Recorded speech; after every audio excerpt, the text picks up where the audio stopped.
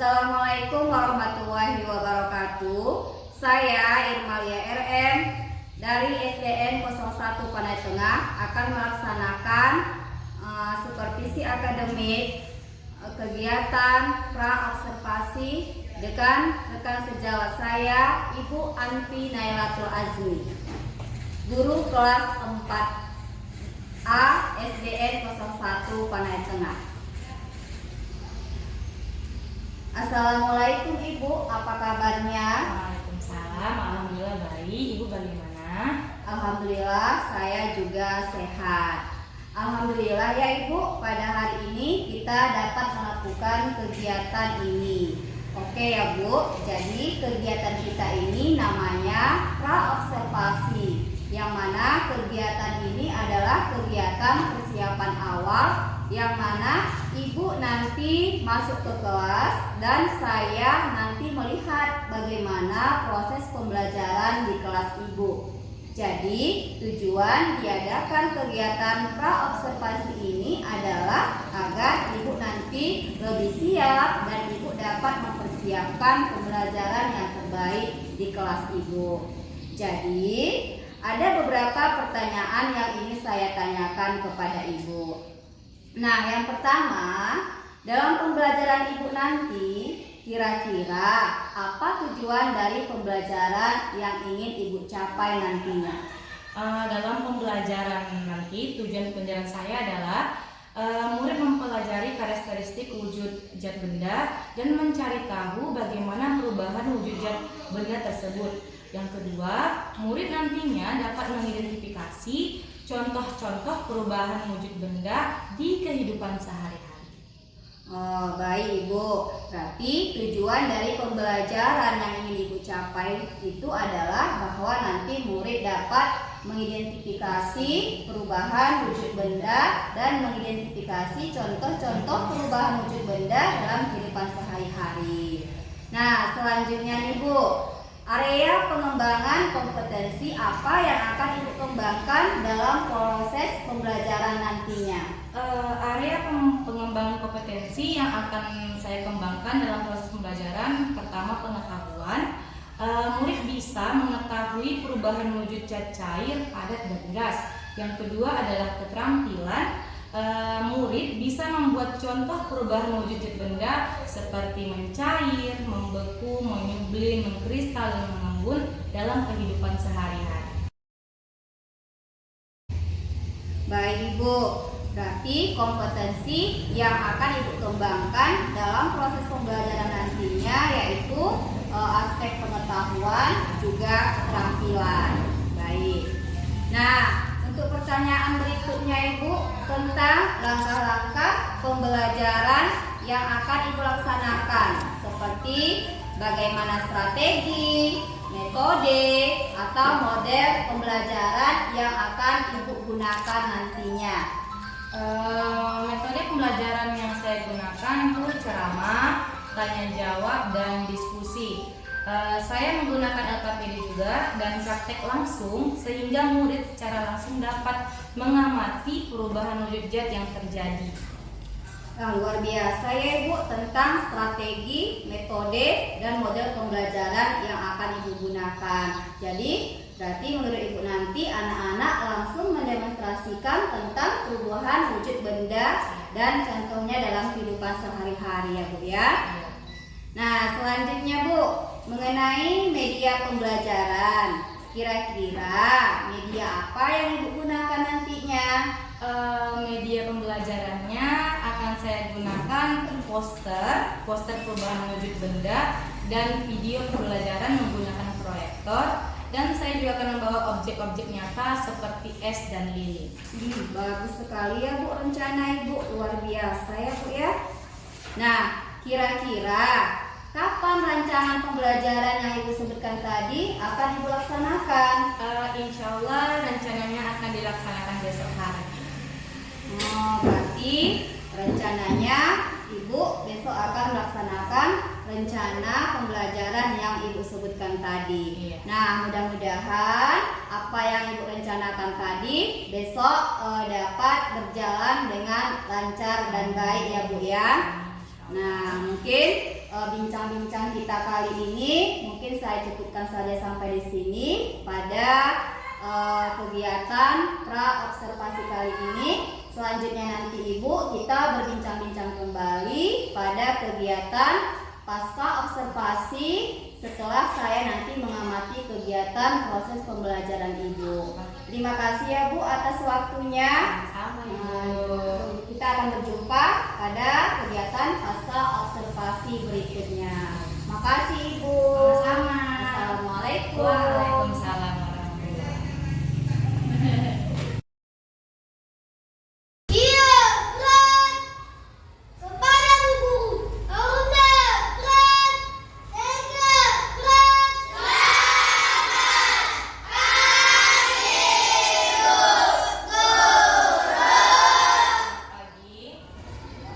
Sebelum kita belajar, marilah kita berdoa bersama.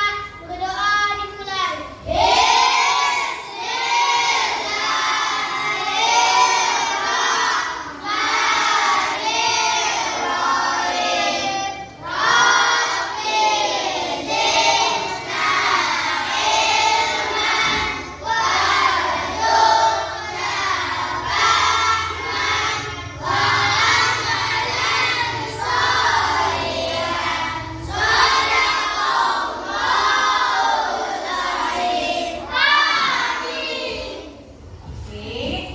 Selamat pagi anak-anak.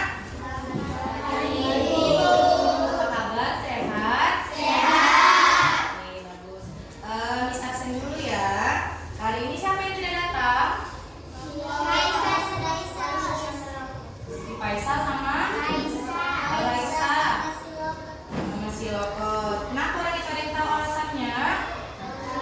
Oke, makasih.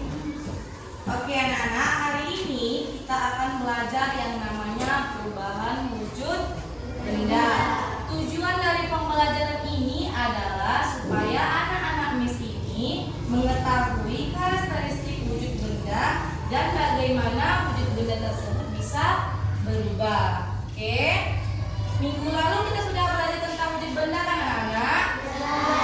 Ya, siapa yang tahu apa aja wujud benda? Ya, silakan Naila. Iya, bagus. Ada padat, cair, dan gas. Siapa yang bisa beri contohnya? Iya, silakan. Contoh benda padat adalah pensil, buku, dan penghapus. Bagus. Benda cair, air. Contoh-contoh benda gas, balon, dan udara. Bagus, terima kasih anak. Sekarang kita belajar yang namanya perubahannya ya anak-anak.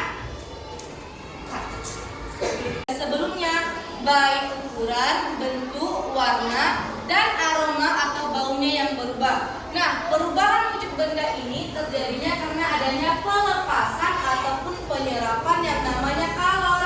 Apa itu kalor, Fatir? Kalori adalah energi panas yang bisa diterima dan diteruskan oleh satu benda ke benda. Iya, kalor adalah energi panas yang bisa diterima dan diteruskan oleh satu benda ke benda lain.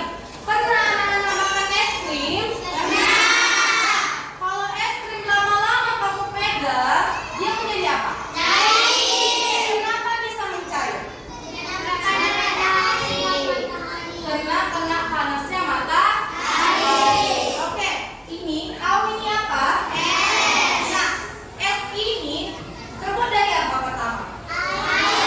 Ya, kenapa bisa keras seperti ini?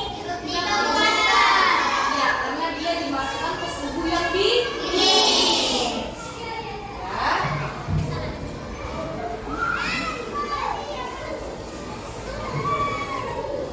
Oke, ini dia perubahan wujud benda ada 6 ya nak. Pertama ada mencair, membeku, mengembun, menguap, mengkristal, sama menyublim. Pertama kita jelaskan dulu yang cair ya nak. Ini apa? Ini termasuk wujud benda apa? Benda padat. Nah, kalau misalnya hidupkan, kita beri api.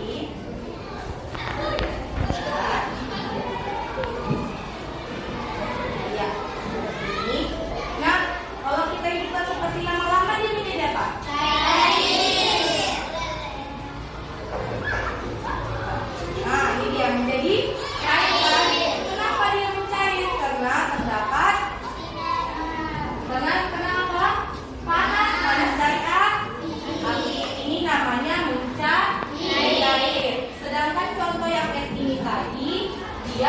perubahan dari cair ke padat, yaitu ini dia, dari air tadi dibentuk menjadi bagus.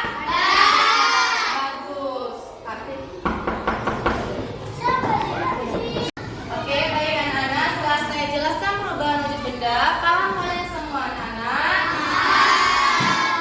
Oke, sekarang saya akan memberikan data PD kepada kalian. Kalian diskusikan secara berkelompok. Bisa?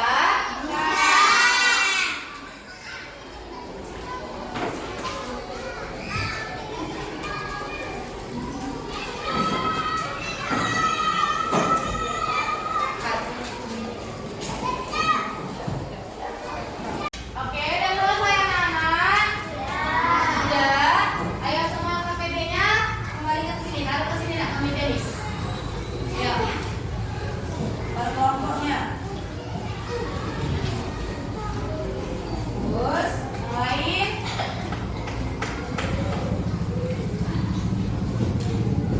Oke, setelah ini Miss akan memilih satu kelompok ya untuk menjelaskan kembali perubahan wujud benda yang kepada Zalfa. Silakan nak.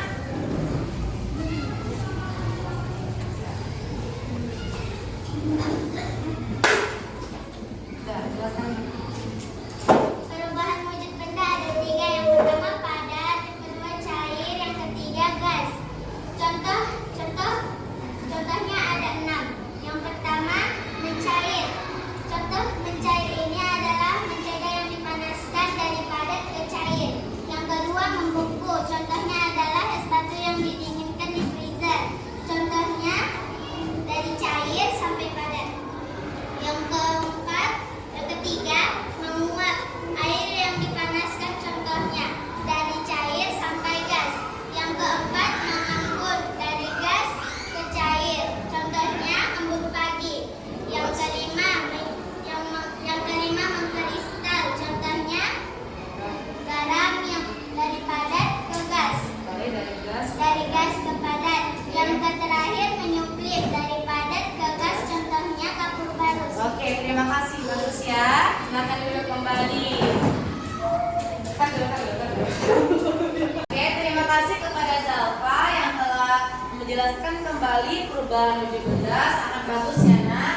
Oke, Miss mau tanya bagaimana perasaan kamu setelah mempelajari materi hari ini? Iya. Saya merasa senang bisa melihat video perubahan wujud benda dan praktek langsung tentang perubahan wujud benda.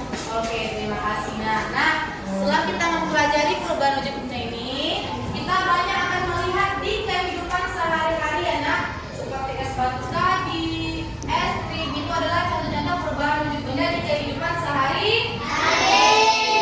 Sampai sini dulu materi kita. Kita jumpa lagi di minggu depan ya pelajaran IPA-nya. Assalamualaikum warahmatullahi wabarakatuh.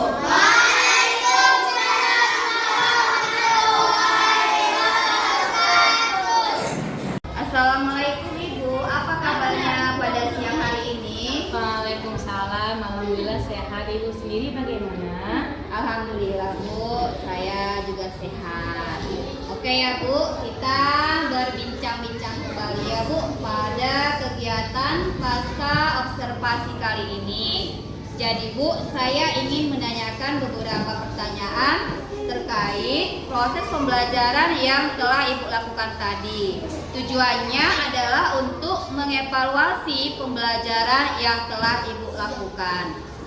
Nah, ada beberapa pertanyaan yang ingin saya tanyakan kepada Ibu.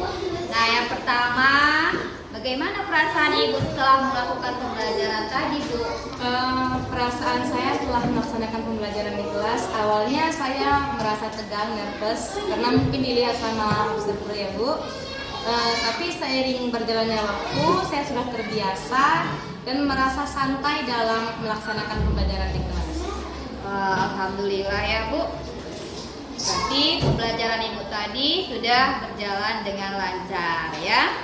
Nah, dari proses pembelajaran yang telah Ibu lakukan tadi, bisa Ibu ceritakan kembali ya Bu, area kompetensi apa yang telah Ibu lakukan Dan seperti apa Bu tahapan-tahapan yang sudah Ibu lakukan tadi? Dalam pembelajaran tadi saya mulai dengan membaca doa ya dengan anak-anak. Yang kedua saya menyapa anak-anak, menanyakan kabar, dan saya mencek absen juga siapa yang datang siapa yang tidak. Setelah itu saya memberitahukan kepada anak-anak tujuan pembelajaran hari ini dan melakukan persepsi. Di kegiatan inti saya menjelaskan yang namanya perubahan wujud benda dengan menggunakan video yang ditayangkan dengan proyektor, dan saya mempraktikkan langsung ke depan anak-anak seperti menggunakan lilin. Saya membuat lilin di depan anak-anak supaya mereka tahu bagaimana proses mencair itu. Di kegiatan penutup saya menyuruh salah satu anak murid ke depan untuk menjelaskan kembali proses perubahan wujud benda. Saya juga memberikan KPD kepada anak-anak serta merefleksi pembelajaran dan memberi penguatan. Bagus, sudah melaksanakan tahapan atau langkah-langkah pembelajaran yang sudah Ibu lakukan tadi. Kira-kira nih Bu, sejauh mana keberhasilan pengembangan kompetensi yang telah Ibu lakukan dalam proses pembelajaran tadi? Menurut saya sudah berhasil lumayan ya Bu, tapi masih ada tantangan dan hambatan yang saya alami di kelas. Jadi Ibu merasa masih ada kendala atau hambatannya ya Bu ya. Kira-kira kalau saya boleh tahu nih Bu, seperti apa kendala atau hambatan yang Ibu alami tadi? Kendala atau hadapan yang saya hadapi tadi seperti ada beberapa murid yang kurang aktif dalam proses pembelajaran, kemudian ada beberapa murid yang tidak berpartisipasi dalam diskusi kelompoknya. Jadi menurut Ibu kendalanya ada beberapa murid yang kurang aktif dan beberapa murid yang tidak berpartisipasi dalam diskusi kelompok ya. Kira-kira nih Bu, apa rencana Ibu ke depannya supaya nanti murid-murid Ibu itu lebih aktif dan berpartisipasi dalam diskusi kelompok? Yang akan saya lakukan ke depannya adalah mungkin yang pertama, saya akan lebih mengetahui terlebih dahulu kesiapan murid saya dan menyesuaikan pembelajaran dan kebutuhan belajar, minat dan gaya belajar murid saya. Kemudian memperhatikan kembali kesepakatan kelas yang sebelumnya sudah kami buat sehingga pembelajaran ke depannya lebih aktif dan menyenangkan seperti itu.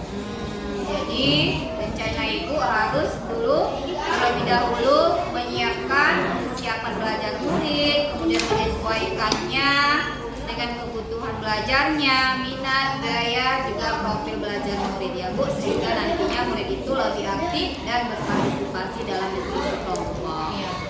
Kira-kira nih Bu, kapan rencana Ibu melaksanakan solusi dari permasalahan atau kendala yang Ibu hadapi tersebut?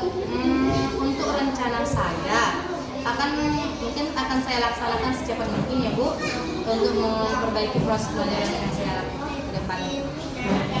Baik Bu, mudah-mudahan rencana Ibu secepatnya dapat terrealisasi dengan baik supaya murid Ibu nanti lebih aktif dan berpartisipasi dalam diskusi kelompok. Nah, saya juga penasaran nih Bu dengan rencana Ibu tersebut. Lain waktu kita bincang-bincang kembali ya Bu. Saya cukupkan saja dulu sampai di sini percakapan pasca observasi kali ini.